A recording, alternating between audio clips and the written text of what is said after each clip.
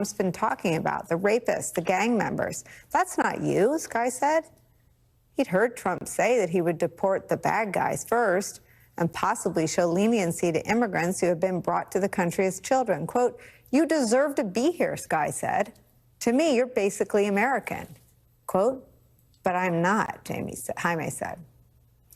The Times reports Cachua's latest plan to travel back to Mexico, to wait for paperwork and then re-enter the United States and then apply for legal residency. They tell the story about Jaime and his wife going to see an immigration lawyer. Times reports this, quote, "Jaime and Jennifer drove out of Rome past the MAGA souvenir stand and toward the suburban Atlanta law office of Uriel Delgado. They gave him Jennifer's binder of evidence, the routine artifacts of a life in the United States, tax forms, school report cards, letters of support, car payments, mortgage documents, credit card bills." Quote, "Super organized," Delgado said. Quote, "It's cut and dry, a perfect case." So it's easy, Jaime asked. "Not exactly," Delgado said. He explained that Trump had equivocated over the years about how to treat DACA recipients, but now he was stalking his new administration with officials who are eager for mass deportations. Quote, "Right now, in terms of how alarmed I am about the next 4 years, I'd say the situation is a 9 out of 10. Told them about some of his other clients in the last few weeks, the daily panic he witnessed in his office, the desperation, the devastation, when all he had to offer were consolations and dead ends. Quote, "So yeah," he said, "make that a 10 out of 10. Even an easy case just got very hard." That extraordinary new piece of reporting about one man and one family and a father-in-law who voted for Donald Trump is where we start the hour. Some of our favorite reporters and friends. NBC News correspondent Jacob Sobroff is here. He's the executive producer of the movie Separated, based on his book of the same name about mass deportations and family separation during the first Trump administration. Separated will be available to download everywhere you rent movies tomorrow. Also joining us, former Assistant U.S. Attorney and President of the Leadership Conference on Civil and Human Rights, Maya Wiley's here. And with me at the table, distinguished political scholar and professor at Princeton University, Eddie Glaude.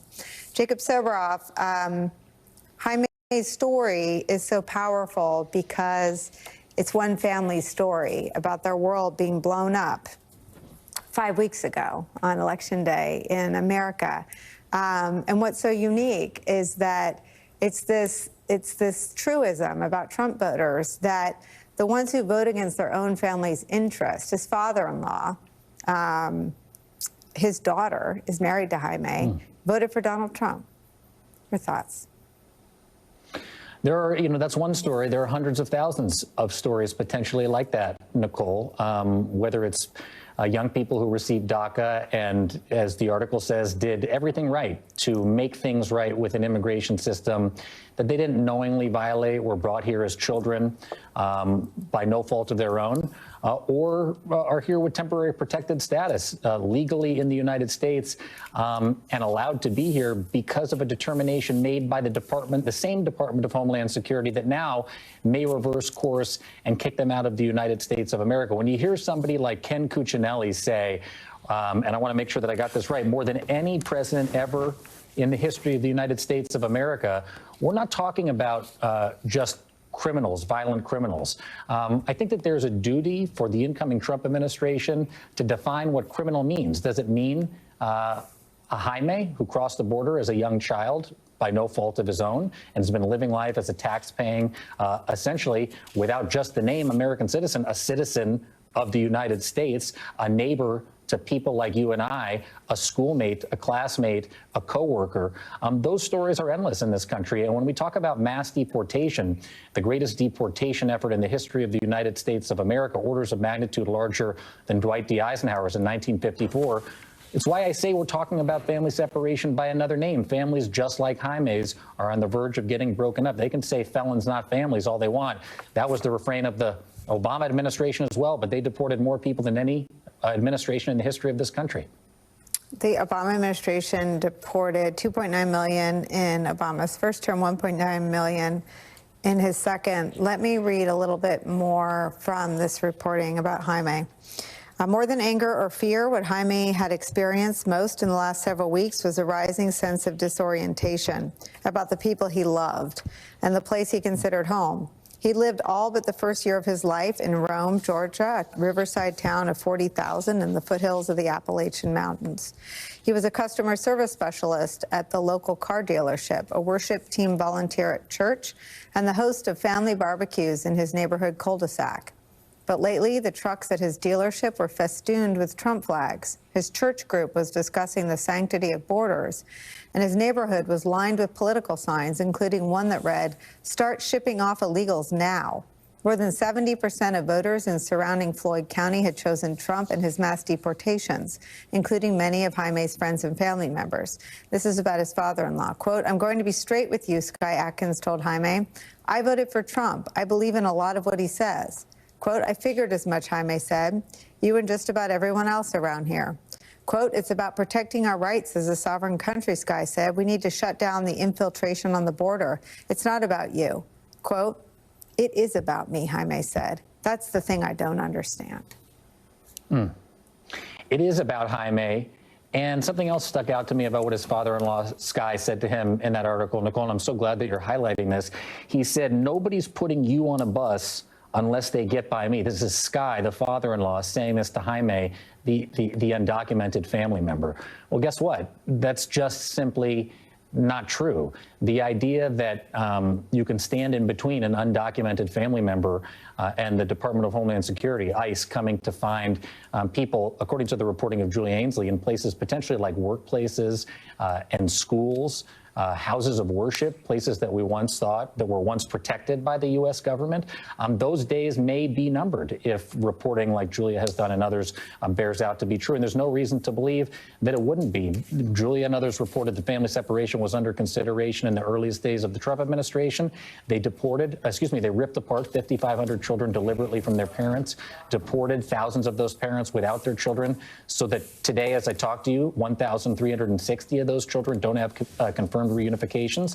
Now we're talking about a program on the scale of millions, not just thousands. And it's people like Sky and Jaime and these mixed status families that could be first to experience this firsthand.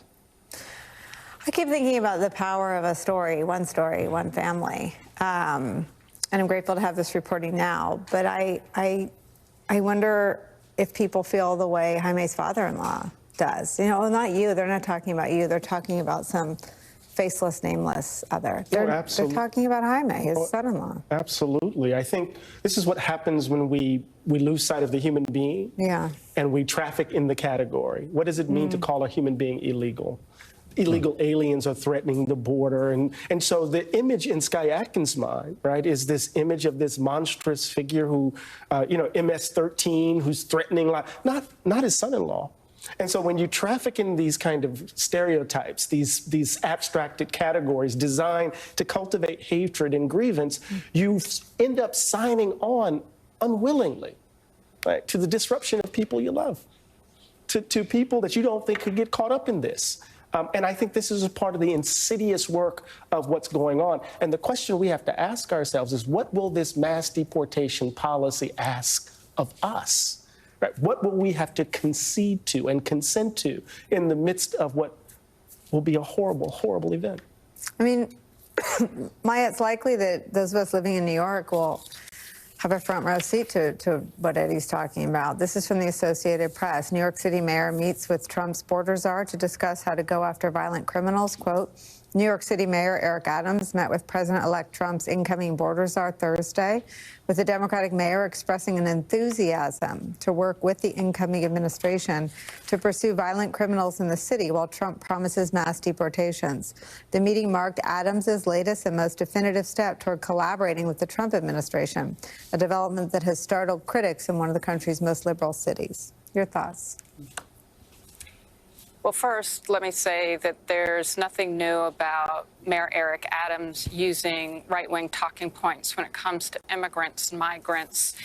But what makes me so sad about this is, for example, in my neighborhood, the number of neighbors that I have who are on temporary protective status because they're Haitian or Salvadoran, and even the people I get to see when I'm in the store who are not mixed status, but have been working in that store for years and sending money home to put kids through college or pay medical bills for family members.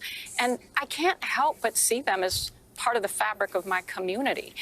But here's the thing. When I was counsel to Mayor Bill de Blasio, one of the things we did with the city council is we passed the city's sanctuary cities law. And I'm proud that I worked on that because the city had a vested interest in making sure that if a woman was being battered by her husband, she wasn't afraid to go to the police or the court system to get herself and her children safe.